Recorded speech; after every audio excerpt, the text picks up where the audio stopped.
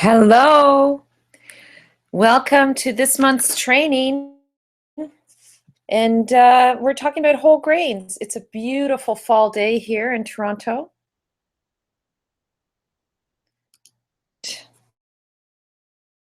So happy that you could join me. So we're talking about whole grains as part of a cancer risk reduction plan. So let's get started. This is the agenda for today.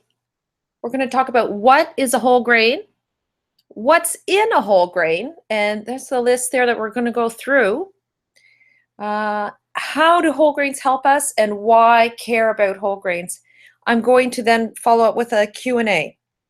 I prepared some questions in case you don't have any, so don't worry. So let's look at this image first and talk about what is a whole grain. So this is a blown up image of a grain of, it could be wheat, it could be rye, it could be barley, it could be oats. A grain could also be called a seed or a kernel, okay? So it's all the same thing. And here you see the grain has three components. It has the bran, the endosperm, and the germ. So the germ is the smallest part. It's only 2.5% by weight. It's the embryo or the sprouting section. So it also has the highest fat content.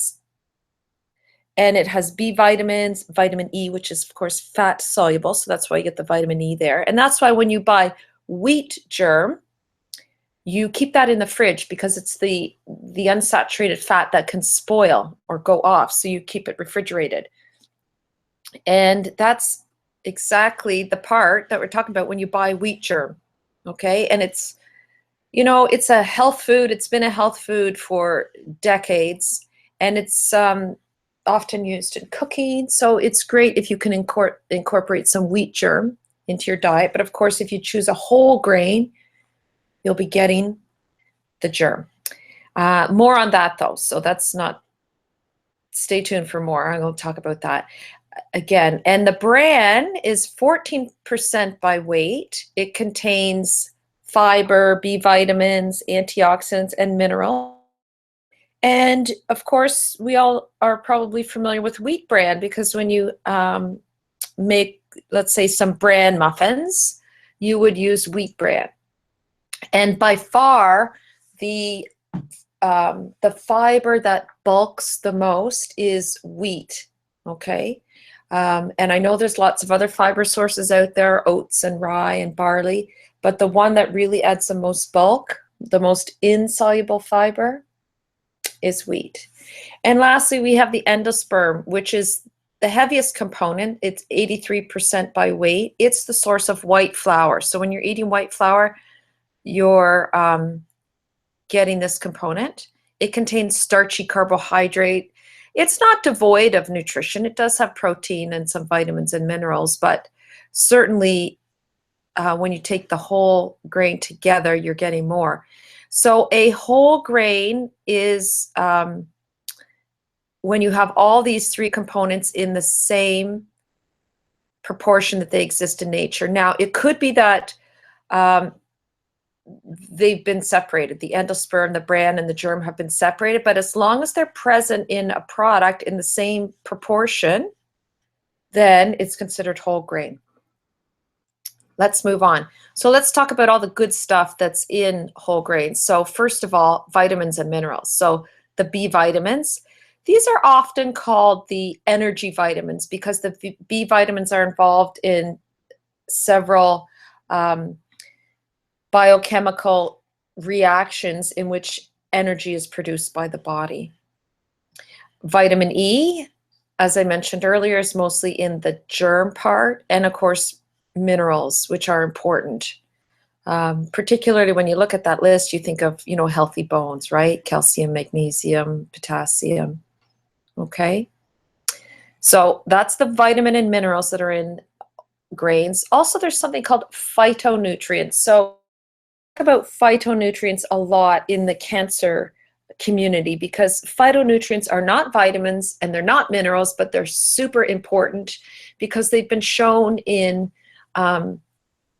laboratory studies that they can help destroy cancer cells, either by having them self-destruct or cutting off their ability to multiply, to spread, things like that. And a couple of phytonutrients that are in whole grains are polyphenols, specifically lignans and flavonoids. They're also a source of stanols and sterols. And now these are best known in the heart disease community because they're block cholesterol absorption. And we actually see in the supermarket, we see products that say with added sterols, okay? And that's because of the research on these things that show a health benefit. And I'll give you one tip. It's required that the sterol is consumed at the same time as the cholesterol to inhibit the absorption of dietary cholesterol. You also need a lot of whole grains to get enough stanols and sterols. So you don't want whole grains to be your only source of this. And of course, it's in stanols and sterols are in other plant foods as well as fortified foods. Antioxidants. So in terms of if you're going to rank which is the highest in antioxidant, corn is the highest. Now, I include that because corn is a grain. People think of it as a vegetable, but it is a grain. And of that list, corn has the most color, right? It's a bright color. And antioxidants, usually one giveaway is the color of the food. Second to corn is wheat, then oats, then rice. And here's a little tip for you. Crusts have more antioxidant than the starting flour or the crust-free bread. So you don't want to cut off your crust. So if you're eating the crust on your bread, then that's a good thing because it has higher antioxidant content. The next thing is the unsaturated oils. So 75% of the oils in a grain is unsaturated, and unsaturated means liquid at room temperature. It means it's the kind of oil that is not going to clog your veins and lead to atherosclerosis, okay? And they're known to reduce your blood cholesterol levels.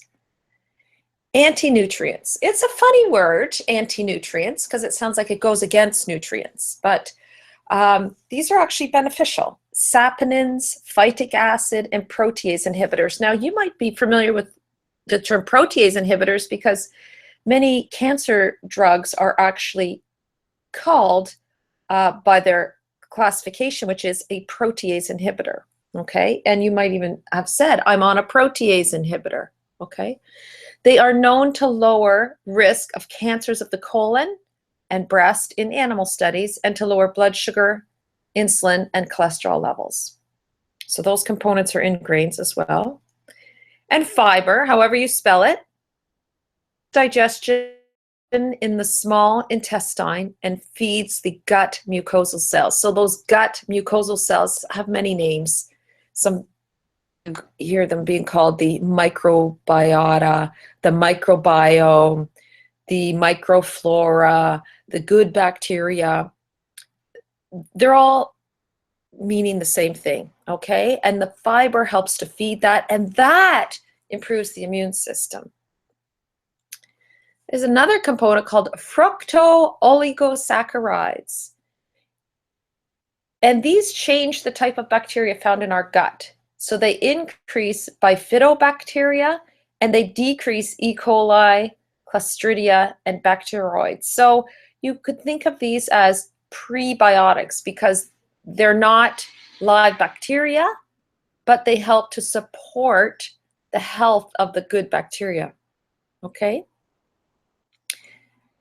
And how else do whole grains help us? Well, one thing is they slow down the stomach emptying while speeding up passage through the small bowel. And this helps keep our bowels regular, I should say. Here's a tip. If you have coarsely ground bran, it slows down stomach emptying and speeds up intestinal transit more than finely ground bran, okay? So a coarse grind is better. So just as a summary, it slows things down here. So leaving the stomach is slower, speeds it up here as it moves through. and that helps you to have a bowel movement more regularly. How else do they help us?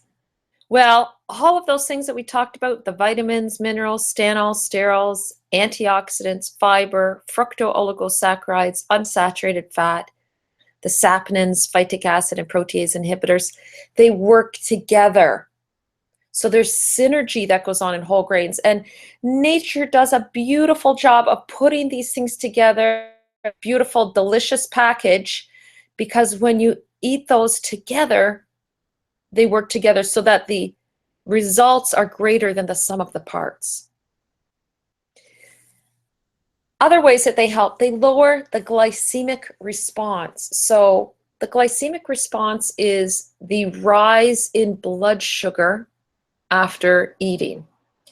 And a rapid rise in blood sugar is not good.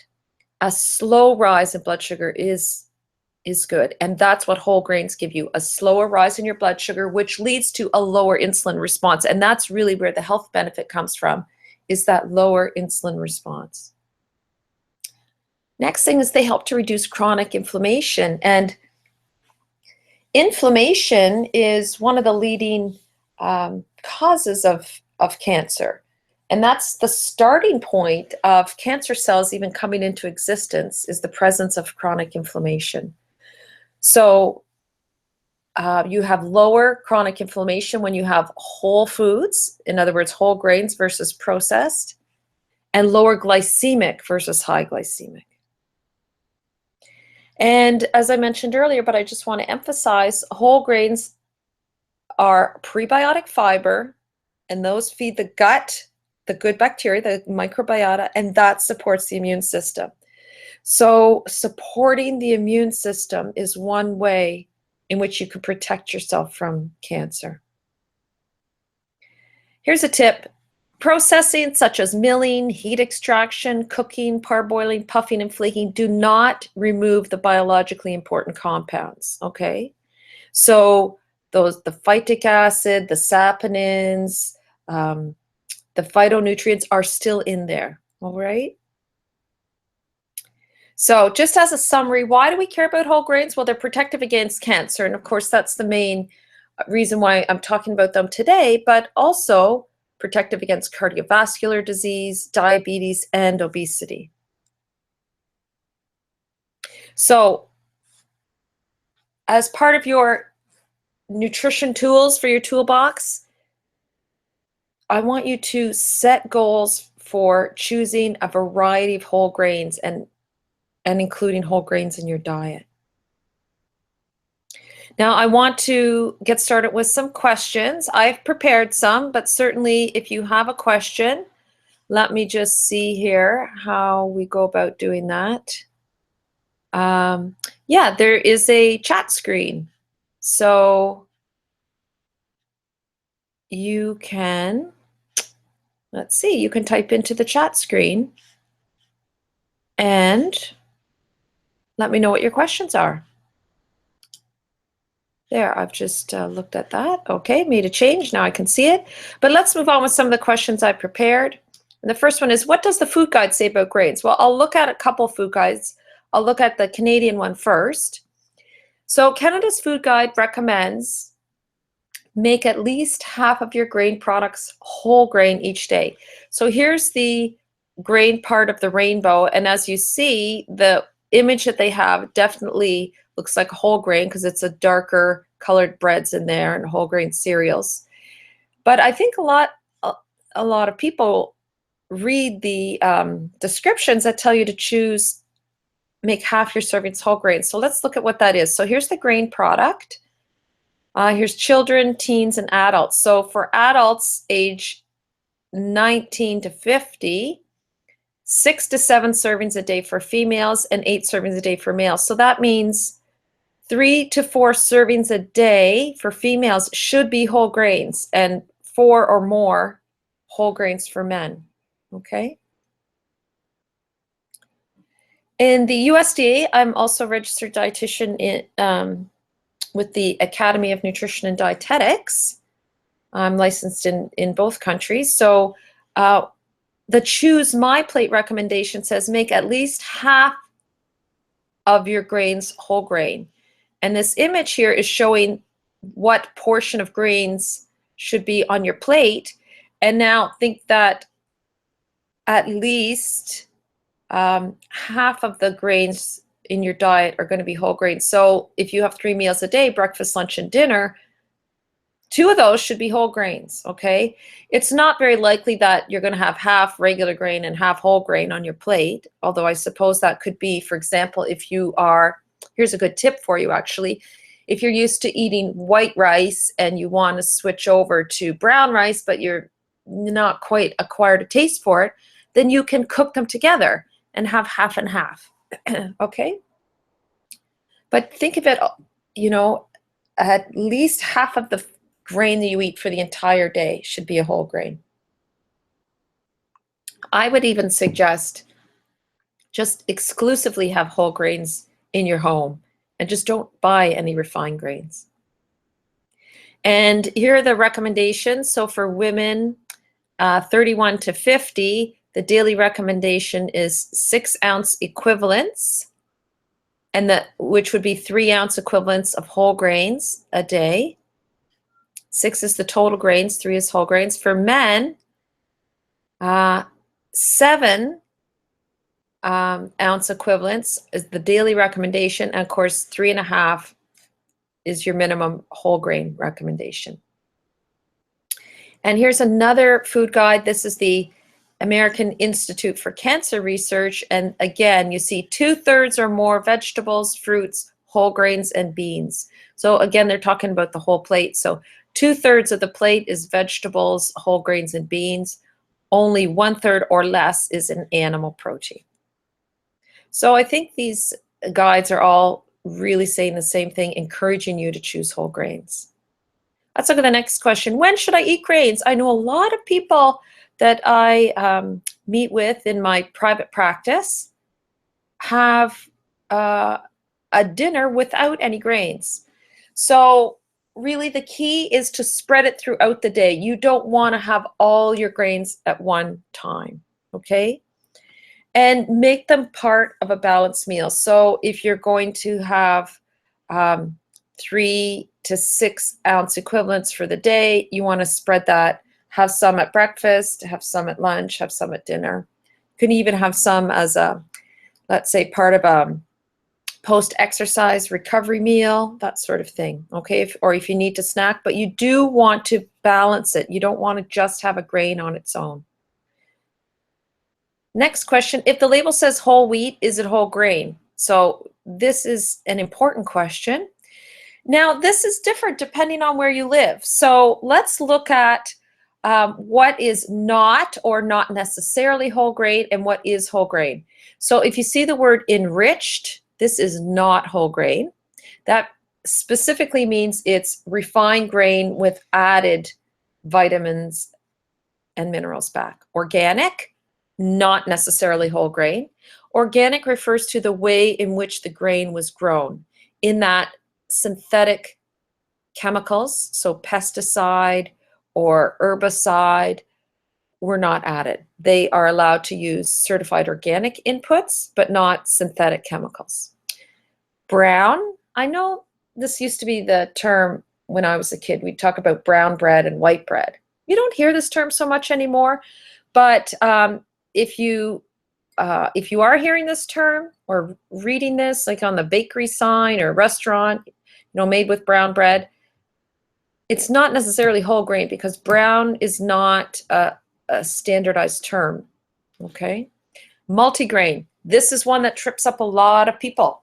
This is not necessarily whole grain because multigrain just means multi, a lot of different grains. So a bread might be made with wheat and rye and oats and barley and quinoa and millet. That would be multigrain. However, the first grain on the list is refined white flour, okay? So in that case, it would not be whole grain. A lot of rye breads, for example, have rye flour, but they have mostly refined wheat flour, okay? So you have to read the ingredient list to be sure. And If it says whole wheat and you're in Canada, this is not or not necessarily whole grain. It has to say one of these terms over here. If it says whole grain whole wheat or whole grain including the germ, then you know it's whole grain in Canada. And that's because in Canada, manufacturers are allowed to remove up to 5% of the grain, in which case they remove the germ. Remember, the germ was 2.5% by weight, and they removed part of the bran. Okay, the bran was 14% by weight. So it's only whole grain if all three components exist in the same proportion as they do in nature. However, if you're shopping in the US and you see whole wheat, then yes, that is whole grain. And if you're in Europe, in the UK, and it says whole meal, then yes, that is whole grain, okay? Which grains should I avoid? Well, we really want to try and limit or avoid the refined grains, the ones that are made just by using the endosperm, the ones that mill out the germ and the bran. So that would be white bread, white flour, and that white flour might be used to make bagels, muffins, cupcakes, cakes, cookies, white rice. Cornmeal is also refined unless it says stone ground, which in my experience is hard to find. Okay, so you want to limit or avoid the refined grains. So I hope that was helpful and gave you some extra motivation to try whole grains, to continue using them if you're already using them, to experiment with some different whole grains. And I'll be sending out a notice about next month's monthly training. If you have topic suggestions, please let me know. And I look forward to spending time with you again next month. And if you are missing any of these, don't worry. I will record them and put them up in the classroom. So have a super healthy month and enjoy your whole grains. And I'll talk to you next month. Bye for now.